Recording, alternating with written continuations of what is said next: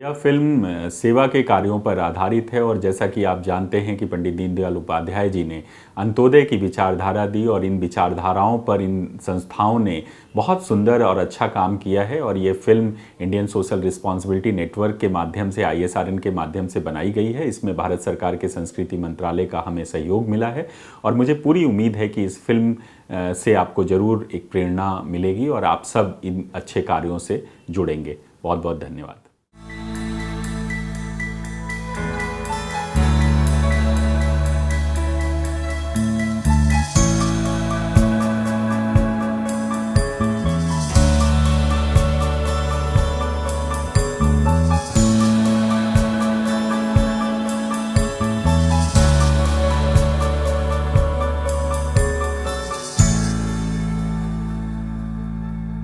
विद्या भारती।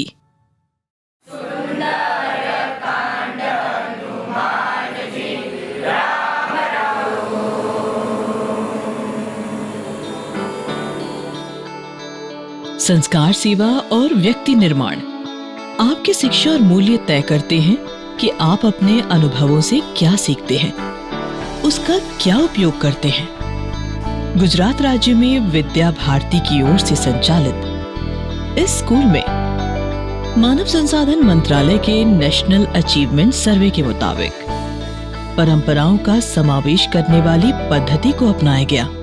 1978 में विद्या भारती अखिल भारतीय संगठन का प्रारंभ हुआ। समग्र देश ने राष्ट्रभक्ति की शिक्षा, संस्कार की शिक्षा देने की विद्या भारती ने शुरुआत की।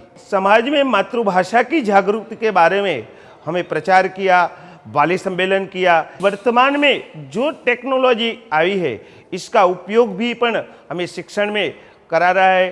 प्रोजेक्टर द्वारा शिक्षण है, ऐसा शिक्षण द्वारा शिक्षण में उपयोग करके विद्यार्थी स्वयं पढ़ने लगे, ऐसा प्रयोग हमारी विद्यालय में हम कर रहे हैं।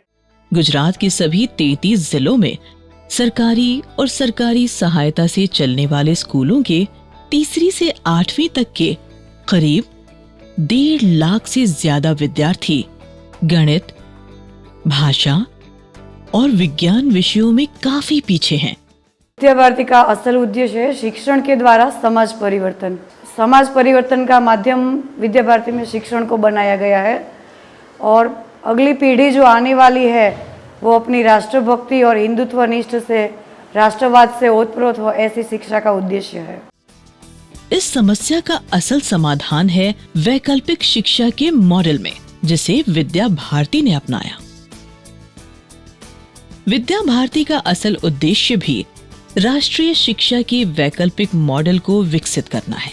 इस संस्था की सोच हिंदू धर्म और परंपराओं और भारतीय मनोविज्ञान के सिद्धांतों पर आधारित है। विद्या भारती युवा पुरुषों और महिलाओं को शारीरिक, मानसिक और आध्यात्मिक रूप से तैयार करता है ताकि वे अपने जीवन की हर चुनौतियों का सामना करने में सक्षम हो। बाल्यावस्था में ही पढ़ लेंगे तो फिर बड़े होकर अच्छे नागरिक बनेंगे, अच्छा पैसा कमाएंगे तो हमारा जीवन भी अच्छे से सुधर जाएगा। हमें 5 आधारभूत विषय जैसे कि योग, शारीरिक शिक्षण, नैतिक शिक्षण, संगीत, संस्कृत जैसे विषयों का ज्ञान हमें यहाँ पर प्राप्त होता है। ये संस्था उन लोगों की सेवा के लिए समर्पित है जो गांव और बस्तियों में रह रहे हैं।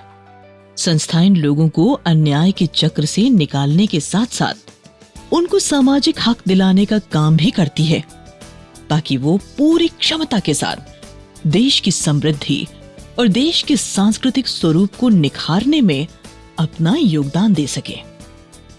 विद्या भारती की ओर से 90 शिक्षा मंदिर संचालित है। यहाँ हर कक्षा में 30 विद्यार्थी और 1 शिक्षक का अनुपात है।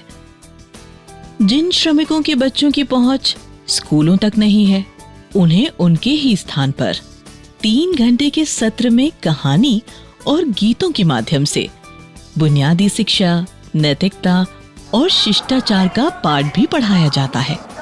जब विद्या भारती के स्कूल में शिक्षण के साथ संस्कार भी मिल रहे हैं, बच्चे अच्छा व्यायाम करते हैं। विद्या भारती के स्कूल में पढ़े हुए जो बच्चे हैं ये अच्छा देशभक्त बन सकते हैं मेरे हिसाब से। इनमें से 15 शिक्षा मंदिर संस्था के ट्रस्टी की ओर से अपनाए गए हैं और सभी विद्या मंदिर नवाचार को प्रोत्साहित कर रहे हैं। पिछड़ी हुई जाति है, जनजाति है, समाज के ऐसे जो वंचित वर्ग है, उसी से भी हमारे विद्यालय में विद्यार्थी आते हैं। हमारे जो 5 आधारभूत विषय है, जिसमें योग है, संगीत है, संस्कृत है, नैतिक आध्यात्मिक शिक्षा है, शारीरिक शिक्षा है, ये पंचकोशीय विकास के साथ जुड़े हुए ये सब विषय है, जिसके द्वारा हम उनका पूर्ण सर्वांगीण विकास का प्रयास करते हैं। जो विद्यार्थी पढ़ लिख के जीवन के अपने समाज जीवन के क्षेत्र में कार्य कर रहे हैं, वहाँ पर उसका प्रभाव दिखाई देता है। गुजरात स्टेट बोर्ड के पाठ्यक्रमों के अलावा यहाँ बच्चों को योग, शारीरिक शिक्षा, नैतिक शिक्षा, संगीत और संस्कृत विषय भी पढ़ाए जाते हैं। स्कूल के सारे कामकाज एक ट्रस्ट की निगरानी में चलते हैं। अब तक 25,000 से भी ज्यादा बच्चे इस संस्था से शिक्षित हुए हैं और समाज में सार्थक योगदान दे रहे हैं। हम विद्या भारती द्वारा संचालित इन विद्या मंदिरों और यहाँ दी जा रही शिक्षा को नमन करते हैं और आशा करते हैं कि वो प्रगति पथ पर हमेशा ऐसे ही अग्रसर रहें।